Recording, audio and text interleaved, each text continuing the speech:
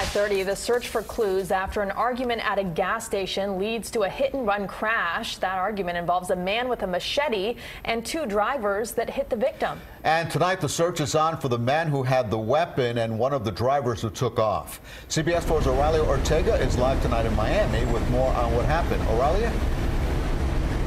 Elliot and Rudabay, it's been more than 12 hours since a violent confrontation outside of this gas station led to one man's death. We have surveillance video that shows some of what happened, but you can see that crime scene tape is still up as detectives try to figure out what happened.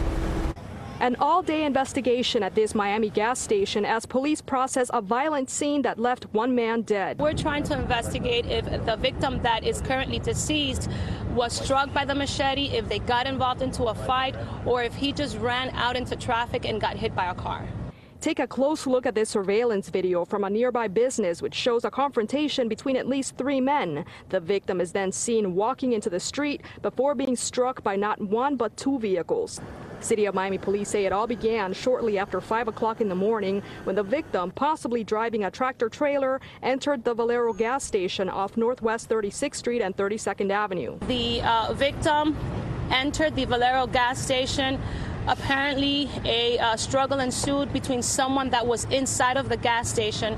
Police say the aggressor went to his vehicle to grab a machete, then possibly struck the victim. That gentleman is believed to have left the Valero gas station, possibly injured from a machete wound, at which time he was crossing back and forth on the street, and he was possibly hit by another vehicle. Police say the victim was on the ground when he was run over, but they're not sure whether he died from a possible machete wound or after being struck by two vehicles. Customers could not believe a man's life came to such a tragic end. That's just crazy. You just never safe anywhere. And back out here live, the crime scene tape is going down as we speak.